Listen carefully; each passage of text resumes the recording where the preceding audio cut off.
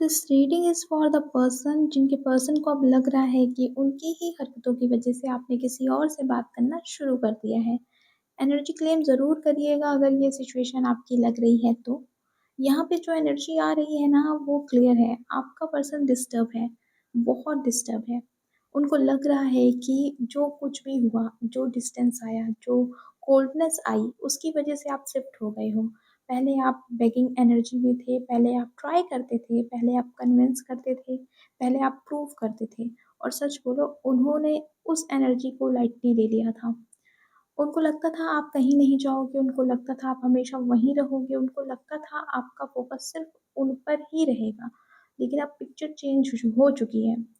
तो आप अब बेगिंग एनर्जी में नहीं हो, आप अब अपने आप को, खुद को हील कर रहे हो। आप अब अपनी सेल्फ पे फ़ोकस कर रहे हो, अपनी ग्रोथ पे, अपनी पीस पे, अपनी मेंटल स्टेबिलिटी पे और यही चीज़ उनको सबसे ज़्यादा ट्रिगर कर रही है क्योंकि जब तक आप उनके पीछे थे, उनको कंट्रोल फ़ील होता था। अब जब आप अपनी लाइफ़ में बिज़ी हो गए हो, उनको इनसिक्योरिटी फ़ील हो रही है, उनको लग रहा है कि शायद आप किसी और से बात कर रहे हो। चाहे एक्चुअल में कोई थर्ड पर्सन हो या ना हो, पर उनके माइंड में थर्ड पर्सन क्रिएट हो चुका है और ये इमेजिनेशन उनको चैन नहीं लेने दे रही है। क्यूरोसिटी पीक पे है, वो स्टॉक कर रहे हैं, ऑब्ज़र्व कर रहे हैं, आपके पैटर्न नोटिस कर रहे हैं, आपका ऑनलाइन टाइम, आपका मूड, आपकी साइलेंस। पहले जब आप मैसेज करते थे और वो लेट रिप्लाई देते थे, अब रोल्स रिवर्स हो गया है। अब आप अनअवेलेबल हो और उनको समझ नहीं आ रहा है कि सडनली आप इतने कंपोज़्ड कैसे हो गए। उनको लग रहा है कि डेफ़िनेटली कोई है। Even if there is no one, फिर भी उनका ईगो बोल रहा है कोई तो है।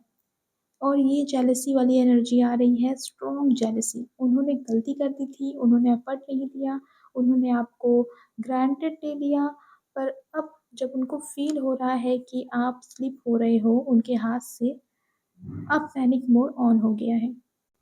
दे आर थिंकिंग, बहुत सोच रहे हैं अप्रोच कैसे करें, सडनली कैसे मैसेज करें, कैसे नॉर्मल बात स्टार्ट करें, जैसे कुछ हुआ ही नहीं। उनको गिल्ट भी है पर ईगो भी है, इसलिए वो डायरेक्ट सॉरी बोलने में हेजिटेट कर रहे हैं। पर सुनो, कम्युनिकेशन आ रहा है, सडनली अनएक्सपेक्टेड, आप एक्सपेक्ट भी नहीं करोगे। कोई रैंडम रीज़न से टेक्स्ट आएगा, कोई कैज़ुअल टॉपिक पे कन्वर्सेशन स्टार्ट होगी और आप कन्फ्यूज़ हो जाओगे अब क्यों?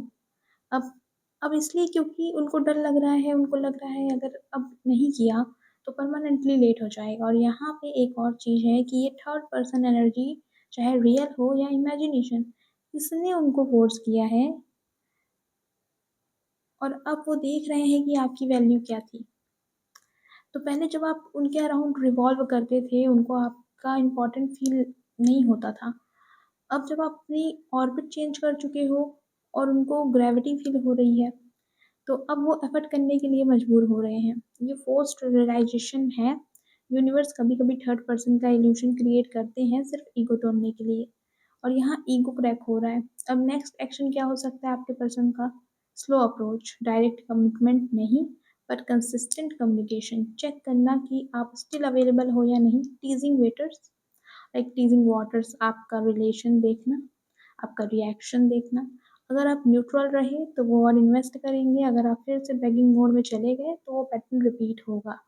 यहाँ पे लेसन आपका है, आप हील कर रहे हो, उस हीलिंग को मत तोड़ना। उनका पैनिक देख के मेल्ट मत हो जाना, अगर वो एफर्ट करे तो उनको एफर्ट कंटिन्यू करने दो। इंस्टेंट रीअश्योरेंस मत देना, उनको फ़ील होने दो कि आप वैल्यूएबल हो, क्योंकि अब वो रियलाइज़ कर रहे हैं। उनको लग रहा है गलती हो गई है, पर अब सवाल है रिपेयर कैसे करें? और इसीलिए कम्युनिकेशन आ रहा है सडन आउट ऑफ नोवेयर। तो एनर्जी क्लियर है, ये पर्सन आपको लूज़ नहीं करना चाहता, पर अप्रोच केयरफुली करेगा। आप काम रहो, स्टेबल रहो, अपनी ग्रोथ पे फ़ोकस रखो क्योंकि अब पावर बैलेंस शिफ्ट हो चुका है। एनर्जी क्लेम करिएगा अगर ये आपकी स्टोरी है और याद रखिए, जब आप अपनी वैल्यू पे खड़े हो जाते हो, तभी सामने वाला एफ़र्ट करने के लिए मजबूर होता है। मैं आपसे नेक्स्ट रीडिंग में मिलूँगी।